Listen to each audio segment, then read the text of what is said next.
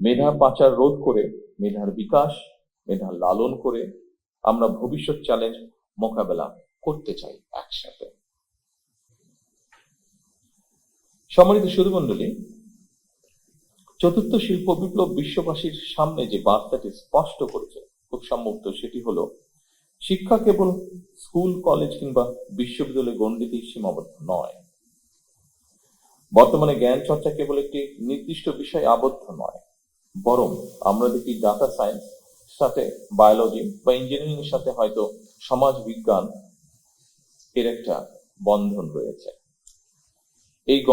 এই সংযোগের ফলে জ্ঞানের সীমানা প্রতিনিয়ত প্রসারিত এবং গতিশীল হচ্ছে, এবং এই পরিবর্তনের গতি প্রকৃতির সঙ্গেই আমাদের নিবিড় সম্পর্ক থাকা অবশ্যই জরুরি বর্তমান অবস্থায়।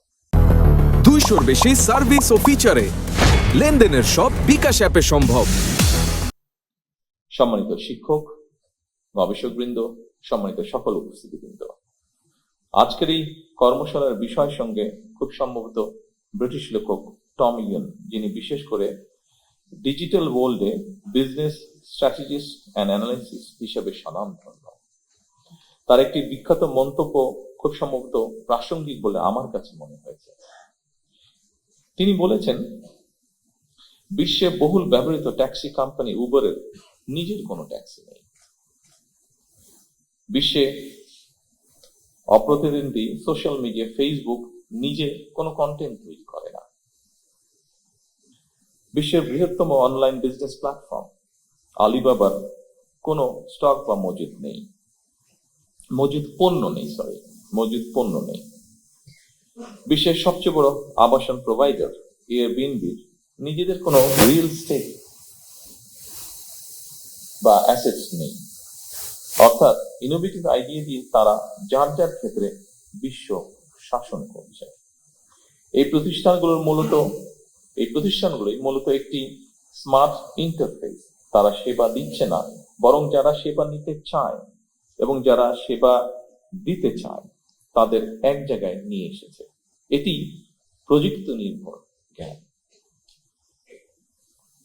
সম্মানিত সকল উপস্থিতিবৃন্দ, আমাদের সামর্থ্য সীমাহীন না হলেও সীমিত সম্পদের কার্যকর ব্যবহারের মাধ্যমে অবশ্যই আমাদের পক্ষে নতুন কিছু করা সম্ভব বলে আমি দৃঢ়ভাবে বিশ্বাস করি।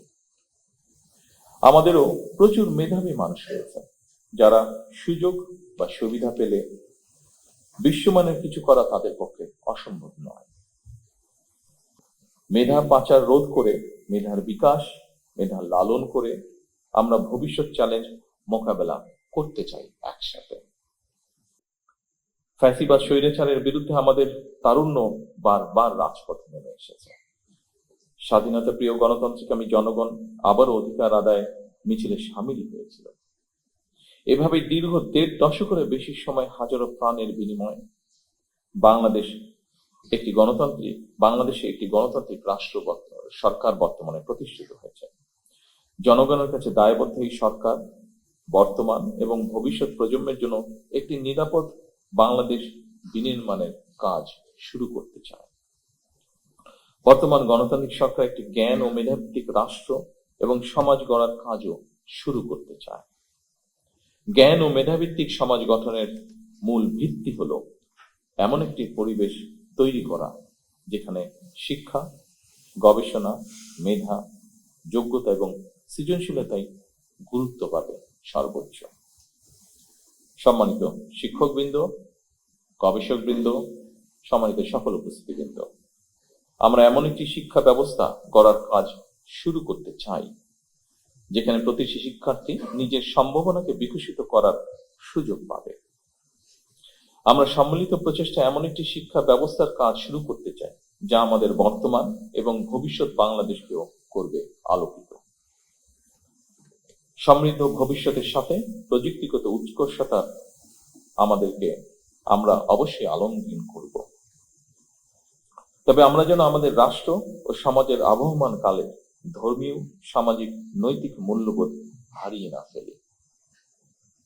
আমি এই ব্যাপারে শিক্ষক, বুদ্ধিজীবী, সাংবাদিক, পেশাজীবী তথা সকল শ্রেণী পেশার মানুষের প্রতি সতর্ক এবং সজাগ থাকার বিনীত আহ্বান জানিয়ে আমার বক্তব্য এখানেই শেষ করছি। আল্লাহ হাফেজ। বাংলাদেশ জিন্দাবাদ। ধন্যবাদ। আজকের অনুষ্ঠানে প্রধান অতিথি জনাব